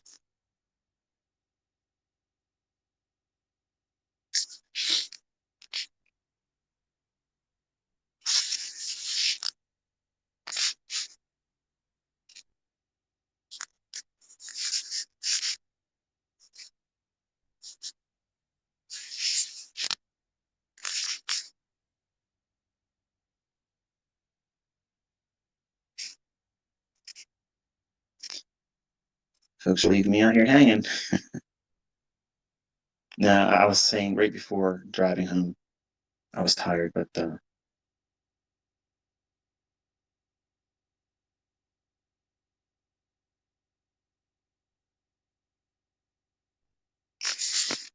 yeah, I know that the trade that I did yesterday, that's what it was. Nobody really mentioned it here, but I just remember what I was talking about. Um, I I told you what the ES was going to do in tweets. I said I'd like to see the new day opening gap, which is the difference between where not Friday, but where 5 p.m. closing price is, and then the restart at 6 p.m. Eastern time. That's new day opening gap. Uh, Friday, we didn't completely close that in, and we traded lower, and we traded down into the gap of a fair value gap on the 5-minute chart, which set the stage for a rally up into the new day opening gap, and then that buy side liquidity pool. And there's a volume imbalance on the weekly chart. I think I mentioned in the live session or Twitter space I did in Florida. I know I said it audibly. I'm wondering now if I said it to my older students, but I did talk about the volume imbalance on the weekly chart. So for the sake of those individuals that don't know what I'm referring to, if you ES chart on TradingView, the symbol is ESM 2023. Click it to time frame of weekly, and then you'll see on the weekly chart Monday, August 15th of 2022. It's a down close weekly candle, and then the next candle is down with Monday, August 22nd. Okay, there's a wick that doesn't come all the way back up to the previous week's low. So there's a little bit of a gap there. That's a real gap. That's a liquidity void. That's a real liquidity void. And the fact that those two bodies of those respective candles don't connect, you want to have that entire range highlighted on ES because that's where we're likely to go. And if you look at the fair value gap that's on March 27th of 2023 on that same weekly chart, the only thing we did was we traded down into that. And then that's why you see it going higher. Now, I also stated that we're going into May, and during the month of May, going into June, traditionally that's a seasonal tendency for it to sell off and move lower. I'm thinking that we might pump up into the high on ES for January 30th, that high or that wick on the weekly chart, that consequent encouragement. We've gone through it subsequent weeks after that on the upside. So because of that, I'm favoring more the January 30th high and then the volume imbalance I just gave you on the weekly chart. So that range, that small little actual gap between August 15th weekly low and the August 22nd weekly high, that small little gap up there. We could go up to that and how we trade there, that's what I'd be watching. But if we do have the seasonal tendency for May going into June, if you look at the relative equal lows on ES, those being December 19th of 2022 and the low on March 13th of 2023, there's sell side below that. So if we do have a weakness in ES and the seasonal impact or seasonal tendency does materialize going into the month of May into the second week of June, that's where it would draw to. So I'm kind of like forecasting the quarterly shift before it's in the chart. So I'm not saying it is going to happen, but that's what I'm anticipating. So therefore, I would like to see things get in alignment with that. But obviously, I can trade against that because it hasn't manifested itself yet. So what I was going to say, and I lost my train of thought moments ago, was yesterday I gave you an outline on Twitter where I thought I was going to go. New day opening, and there was a buy side liquidity pool. And because of my fatigue, the entry, I moved my stop up too soon, and it came down and stopped me out. But the conditions were still there. So I simply just re-entered. And I saw folks saying, what was it? What was the entry criteria? Why, how did you get back into it? Whatever. The idea of what I outlined, that was going to be the draw on liquidity. And we had already traded it to an opening gap high multiple times. And we had 3 times that it traded lower on a 1 and 5 minute chart. So sell side is wiped out. So the inefficiency is going to be on the buy side. So reaching higher, how high can it go? To old new week opening gap, to the new day opening gap, and to an old buy side liquidity pool high and higher. That's basically what I tweeted. So I recorded that and showed that example, and here it is. So I have ways of trading, getting into a setup that aren't going to be always explained to you. But the models that I teach, if you stay with that, I told you as a student, I told you to wait until the silver bullet forms. The silver bullet highlighted in that fair value gap that I usually do a fair value gap for for bullishness. It'll either be like a light blue or sometimes if I'm not using blue, it'll be green. If I'm looking for something that's bearish, it's just going to be some hue or color that's red. Okay. But I highlighted that fair value gap in the recording. That's the one that was going to be used for a silver bullet. And you can see it does in fact deliver on that basis. It goes and runs up and goes higher. You're learning to be rule based. I have lots of rules. I have lots of models. I have lots of approaches to trading. I'm not limited to that. And because I've been away from the marketplace, I have to get myself back in an alignment. So if I see something, I'm gonna get in it because I have 81 ways to get into a trade. So I don't have a fear of missing a trade. I never, ever, ever have a fear of missing a trade. You may have all 81 of my entry mechanisms. You have a number of them, but you won't have fear of missing out because I'm giving you time-based setups. Between 10 o'clock in the morning and 11 o'clock in the morning, there is a fair value gap that will reach for inefficiencies or liquidity. That happens every day. Every single day that will form. Between 2 o'clock and 3 o'clock, every single day, every single trading day, there will be the same type of setup. So there's your PM silver bullet. True to form, I always tuck them in real deep in these lectures because the weak ones won't listen. They'll watch the people that want to make the 5-minute trainers and they'll miss all the stuff that goes around that supports it. But the idea of fearing a missed move, there's no reason to fear that.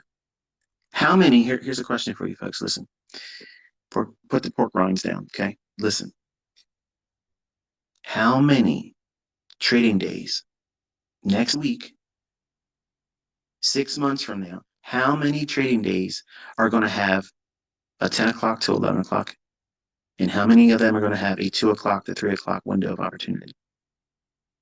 I know it's a trick question, but sit down. You're going to have to prepare yourself for this one. But every single one of them have that. So why, pray tell, would you ever fear missing a move? That's what a neophyte does. That's a hallmark for someone that says, I don't want to be in this trade. I know if I stay with it, I'm going to be a loss. But I know also if I get out, it's going to move. What? That's what they're talking to you with. They're telling you those things. They're literally telling you in no uncertain terms. They have no idea what they're doing. Why listen? The results are not rooted in sound logic. It's just happenstance. And I had 9 months of happenstance. Initially, I had that. And it evaporated. So you want to have logic. You want to have sound logic as to why you're taking a trade. And you want to be doing it with a rule-based idea that you've worked with for months, that you have grown accustomed to. When it doesn't work for you because you're floundering in the beginning, you have no idea what you're doing, but you're not beating yourself up because you're not losing money. You're not wasting the mortgage money.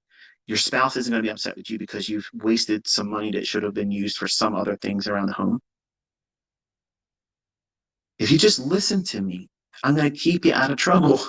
Your spouse can't be upset with you because you didn't waste any money. I'm not charging you any money. I'm teaching you a life skill that is absolutely going to benefit you in more ways than you realize. But you can't do things outside of what I'm telling you to do and what not to do. If you do, you're teaching yourself. The results are yours. And when you fail, don't ascribe that to me. The folks that listen to me, that do everything to do and what not to do, and how to progress and practice and study and learn in a demo account.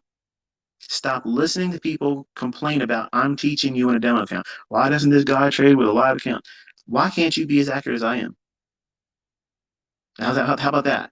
Okay, let's start there. How come you can't be as accurate as I can? Because until it's fixed, I don't need to do anything else. So be comfortable with discovering who you are.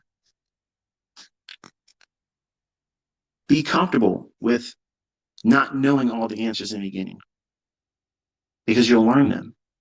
You'll find your own unique approach to doing this with everything that everyone else has been exposed to with my content. You might not want to trade at 2022 model.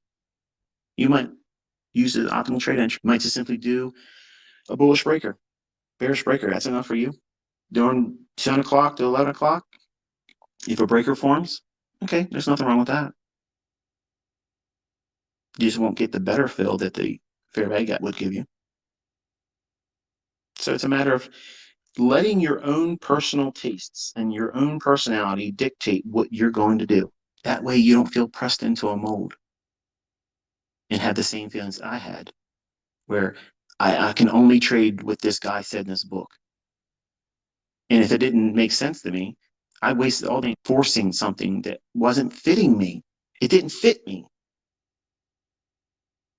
And that's why I'm practical. I know I'm not the best mentor out there. I'm not. I have always maintained that's something I wish I was better at.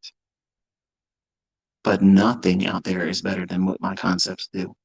There's nothing better than precise, timely, precise, precision, sound logic, understanding liquidity, understanding the algorithmic macros that really starts these moves.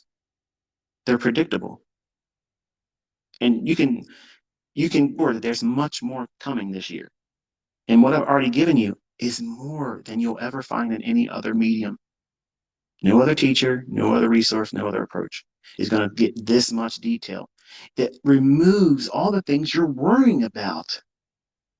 You're worried about what happens if this and what happens if that. How about what if you just listen, follow the rules, and let time do its work? Let's do that. Humor me, okay? Spend this year doing what I'm telling you to do and avoid the things I'm telling you to avoid. And then come at me with your questions. Because I promise you, you're going to see results that you can't appreciate now because you don't know what's coming. You don't know where your discovery is going to be in yourself. And that many of them might be painful, but don't run from them. Don't hide from them. You don't want to be in a situation where you're trying to pray your way out of a situation that you put yourself into, and your conscience is telling you, get out of it. Just simply get out. If you have the thought process of, if I get out of this, or when I get out of this, I know it's going to move, you don't know it. You're not content with the model. So you're greedy. You're being greedy. I know if I get out of this trade, I'm in profit right now, but I know as soon as I close this trade, it's going to run. If you vocalize that outwardly, if you type that into any kind of social media, that is the surest testimony that you don't know what you're doing. You have work to do. Refine that. Why is it that you feel that way? What are you lacking? Targeting, time of day of week.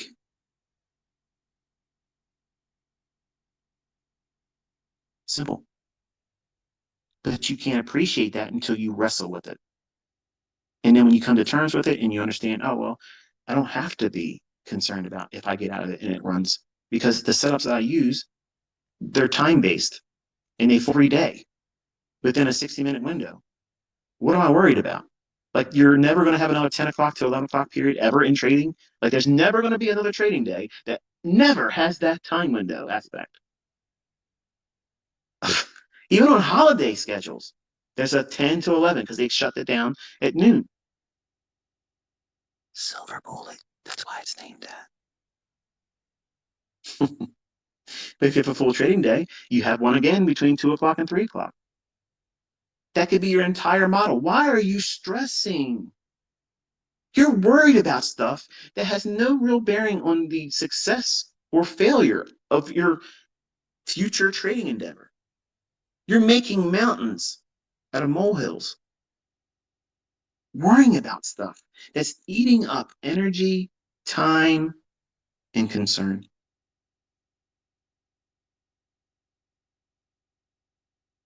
When in doubt, stay out. When in doubt, get out. There's so many statistically provable. Go back in time. Don't just take my word for this. Go back and look at it. It's always there.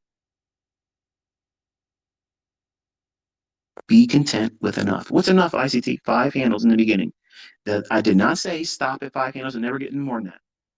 My audience members are people that don't know what they're doing and they've never done this before. But you can do exceedingly well with 5 handles. Imagine if you just did 5 handles in the morning and 5 handles in the afternoon. And you did that twice a week. What kind of impact would that have? Just with one mini contract. We're not talking about 5 contracts or 15 contracts because the funded account says you can trade that many. What would that do for you? A lot. What would it do if you just got one of them a week and you had the discipline to stop and you were consistent with doing that? How's that failure? But see, in your mind, you're already saying that's not enough because you see me and other students doing way more than that. That's incorrect. That's toxic logic. You can't think like that in the beginning. That's what gets everybody in trouble. And you're going to find yourself in that situation where your heavens are like brass. And you're going to be praying, please fix this. Please help me get better at this. Please, please, please. Even atheists find a way to start talking to Jesus then.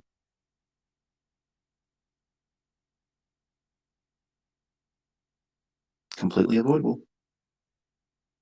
Completely avoidable. If you feel that way, if you feel completely disconnected from the market, you just can't focus, stop. It's going to be there. I promise you. I was on a road trip, came back, boom, felt confident. Look what I was looking for. There you go. It's a script.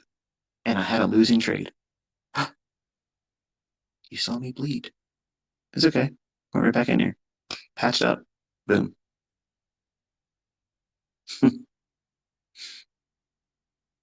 Had a guy I read in somebody else's YouTube channel comments.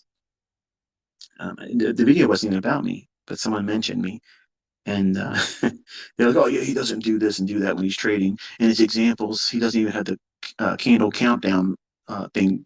So that's definitely a delayed data. What? The things that people come up with as an excuse to simply not learn what it is I'm teaching for free is ridiculous. It's ridiculous. But that's human, right? People are human. You know, you're human. I'm human. We all have our things, our quirky little things you have to deal with. Mine is wrestling with proving. Every single time I go out and do anything, in my mind, I'm expecting to hear my grandfather say, that was good, but I'm never going to get it. So that's what keeps me going. All the accolades, all the handshaking, the high fives, and the way to go, ICT, keep going, that you all do for me, it's appreciated, but it's never going to scratch the itch that I'm looking for. Okay. So that's not the motivation. You aren't the motivation. But when you find success and you overcome your barriers, man, that's rocket fuel for me. When you're honest with me and I can track, because I don't know all of you, but I have about a dozen of you on Twitter that are pretty consistent with posting things to me or whatever. Some of you, not among these dozen, but some of you always simply post where you did it right. And you've never said anything about how it was hard for you about that particular day. When I've said this is that to me indicates that you're sugarcoating and you're looking for outward, well, approval. That's not what you want to be doing either. You're inviting something that helps you feel like you're wearing a band-aid on a blister on the back of your heel. Because in privacy, you're really doing damage to yourself. And when you get something that worked, you're coming out and showing it. Basically what they accuse me of. The people that don't like me, they'll say, oh, he's cherry picking. This is, I outlined yesterday what the ES was going to do and it delivered it. So I only operated in what you saw. And I showed you a day before trade with the bond markets. That way you can notice the same account. It wasn't just a reset type thing. So anyway, I saw a lot of you asking about bonds. I'll talk in the fall, right before we get to November. But one market's enough. And to answer the folks that are asking about crypto, does my stuff work in crypto? I don't know. I have students that swear by it. I've never traded crypto in my life. I have no intention to ever trading crypto. So there's that. So hopefully, I answered that for you. That if you've been waiting this long to hear it, I should have said it in the beginning, but I want to get to that story about almost getting held up at in South Carolina. Can you imagine? Can you imagine? Like I don't know. Like that was a it was a wild event. But be careful. Be careful in what you're doing in the market, but really be careful in public now. Don't walk around watching your phone, and don't be flashing, money or doing things. And don't go shopping by yourself, ladies. If you're going out and you're spending money, you're buying stuff, you don't know if you're being watched, followed back to your home. It really has opened my eyes up to the potential for things to happen to people that are not being prepared. And we're going to just get more and more of that over the summer. I think it's going to get wild. So, what's the point of working so hard doing this and finding an extra stream of income if you can find it, then just fall victim to someone else because you weren't paying attention? You have to be responsible. Respect the level of risk that's in the world right now. Just because we're in the United States doesn't mean bad stuff can't happen where you live in your neighborhood, right? So anyway, got that off my chest. I feel better now. I feel clean. Hopefully I didn't bore you too much, but you have to know when to stop and be comfortable with it. And if you feel like you're not able to find your way, everything you're trying to do doesn't seem to be working, don't force it. Take a week off. Simply just unplug. Don't even watch my videos. Don't watch my Twitter space or Twitter, what's it called? Twitter feed or whatever. Don't even look at my tweets. Okay. Deactivate notifications. That way you can't be enticed to look at what's going on, and take a week off. The markets are not going to change. The algorithms are going to stop working. It's not going to stop working, rather. It's going to be there when you come back. The difference is you're going to come back with a fresh perspective. You come in, it's like a car after being washed. It just looks good, feels good to be in it. And yesterday, you know, I knew what I was looking for. I knew what to expect. I saw it, and there it was. Notice the difference between that and 2 weeks ago on that Monday and Tuesday. I was just giving you levels I wanted to see price gravitate towards versus yesterday, where I mapped it out, showed you a chart. That's different. That's different. That's knowing what you want to see happen in price because everything is indicating it's likely to do that. Versus, okay, we're looking for a draw on liquidity right now. That's tape reading. It's an understanding of getting a feel for where we're at, building a narrative versus knowing what the narrative is and saying, here's what it's going to do, and this is what I want to see happen. That means if I get what I need in terms of an entry, I'm in it. I got in it, fatigued, wanted to get through it faster because I was tired. I regretted actually putting the trade on. So I say to myself, do I just let my limit order go and go to sleep? Because that's what I wanted to do. And I was thinking to myself, let me just stay with it. But I don't want to have any more risk than I have right now. And I put the stop loss up too soon. It hit me. But nothing changed the trade. It's just I put it up too soon. So I was like, okay, well, I'm just going right back in. So the entry criteria, for those that are wondering, was me simply just getting back in because the original idea that I used, which was trading old new week opening gap, and the fact that we had three sweeps below and the market likely to go higher as we traded down into that weekly fair value gap I mentioned a little while ago. And the likelihood of trading up into that volume imbalance on the weekly chart and running out the swing high. I look at my chart to make sure I get the right day here. January 30th. So January 30th high. I think that going forward is the next draw. And then how we work within the volume imbalance between August 22nd, 2022 and August 15th, 2022's weekly candles on ES. So again, you'd find out on ES M2023 on TradingView. I think that's it. So I've missed you all. I've missed talking to you. I have a lot of really good ideas I want to incorporate into the lectures and teachings this week. I have to do some video work that way you guys can catch up, fill in the blanks or spaces that we had for April. So give you some more content and some lecture points. And we're opening up a new month in May. So seasonally, you want to be studying, does the market provide, and I'll share the seasonal tendency that I'm talking about, the actual chart. You already have it anyway. It's in the core content on my YouTube channel. But I'm going to show you why I'm referring to what I'm referring to, and we can watch it real time and see if it pans out, which will be interesting. And so I'll talk to you next time. I've enjoyed spending time with you today. I'll be quiet until we get into Monday morning. So enjoy your weekend. Be safe.